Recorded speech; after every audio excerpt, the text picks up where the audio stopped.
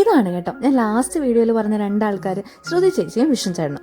ഞങ്ങൾ ആക്ച്വലി തൊഴുതിറങ്ങി കഴിഞ്ഞിട്ട് പോയാലോ എന്നൊക്കെ ആലോചിച്ചതാണ് കേട്ടോ. കാരണം ഓൾറെഡി ബ്രേക്ക്ഫാസ്റ്റ് ഒക്കെ നമ്മൾ പുറത്തു പോയി കഴിച്ചിട്ടാണല്ലോ നിൽക്കുന്നത്. പിന്നെ അന്നദാനത്തിന് ഒരുപാട് സമയം വേണ്ടി വരുമെന്നാണ് വിചാരിച്ചത്. എനിക്ക് തോന്നുന്നു 1 മണി എന്തോ ആ സമയമായപ്പോഴാണ് ഇവരിത് സ്റ്റാർട്ട് ചെയ്തത് കേട്ടോ.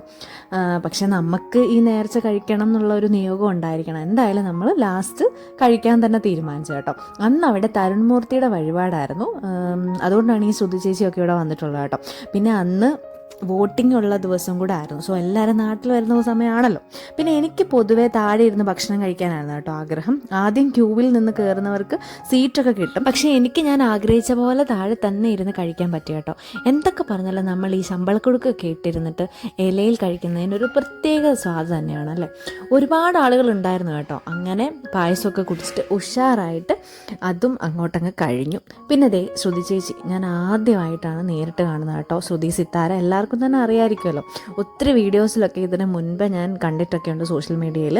ആൾ ഭയങ്കര പാവമാണ് കേട്ടോ. ആദ്യം കണ്ടപ്പോൾ ഞാൻ വിചാരിച്ചു അധികമൊന്നും അങ്ങനെ സംസാരിക്കില്ല എന്ന്. പക്ഷെ നല്ലോണം സംസാരിക്കും. നമ്മളൊക്കെ ഭയങ്കര കൂട്ടായിരുന്നു കേട്ടോ അവിടെ കുറച്ച് സമയം ഉണ്ടായിരുന്നെങ്കിലും. പിന്നെ ഉച്ച ആയതുകൊണ്ട് പൊരി വെയിലായിരുന്നു കേട്ടോ. അവിടെ ഫുള്ള് മണ്ണായതുകൊണ്ട് നമുക്ക് കാലുകുത്തി നടക്കാനും പറ്റും. ആ ചൂടിൻ്റെ ആഘാതത്തിലാണ് കേട്ടോ അത് ഈ കാണുന്ന എക്സ്പ്രഷൻ വന്നത്. തൊട്ടടുത്ത് തന്നെ അമ്പലക്കുളം ഉണ്ടായിരുന്നു കേട്ടോ. നമ്മൾ കുറച്ച് വീഡിയോസൊക്കെ അവിടെ പോയി എടുത്തു. അവിടെ ഇഷ്ടം പോലെ മീൻ ഉണ്ടായിരുന്നു. മീനെ കണ്ടിട്ട് തന്നെ എനിക്ക് പേടിയാവുമായിരുന്നു കേട്ടോ കാല് വെള്ളത്തിലിടാൻ വേണ്ടി. പക്ഷേ അതുങ്ങളൊന്നും ചെയ്യത്തില്ല എന്നാണ് തോന്നുന്നത്. പിന്നെ അവിടെയും ചൂടായതുകൊണ്ട് വേഗം തന്നെ പോകുന്നു കേട്ടോ. പിന്നെ അടുത്തുള്ള ഒരു ഷോപ്പിൽ പോയി ചൂടത്തൊരു റിഫ്രഷ്മെൻ്റ് ആയിക്കോട്ടെ എന്നോർത്ത് പോയതാണ് കേട്ടോ. എനിക്ക് ഷോപ്പിൻ്റെ പേരൊന്നും എനിക്ക് അറിയത്തില്ല. വിഷ്ണു ചേട്ടൻ കൊണ്ടുപോയതാണ്. ഷേക്കൊക്കെ വാങ്ങി തന്നു കേട്ടോ. അവിടെ മാംഗോ ഷേക്ക് അവിടുത്തെ സ്പെഷ്യലാണെന്നാണ് പറഞ്ഞത്. പിന്നെ ഞാൻ വേറെ ഏതോ ഒരു ഷേക്കാണ് മേടിച്ചത് കേട്ടോ. പിന്നെ അവിടെ നമ്മൾ നേരെ വീട്ടിലോട്ടാണ് പോകുന്നത്. അപ്പോൾ ഇത്രയൊക്കെ ഉള്ളൂ ഇന്നത്തെ വിശേഷങ്ങൾ. സത്യം പറഞ്ഞാൽ നല്ലൊരു ദിവസമായിരുന്നു. നല്ല സമാധാനമായിട്ട് ഒരുപാട് നേരം പ്രാർത്ഥിക്കാനും എല്ലാം പറ്റും കേട്ടോ. സാധാരണ നമ്മൾ എവിടെയെങ്കിലും പോയാൽ റഷായിട്ടല്ലേ ഓടിപ്പിടി എടുത്ത്. പക്ഷേ ഇത് അങ്ങനെ ഒന്നുമില്ലായിരുന്നു. ഭയങ്കര കൂളായിരുന്നു.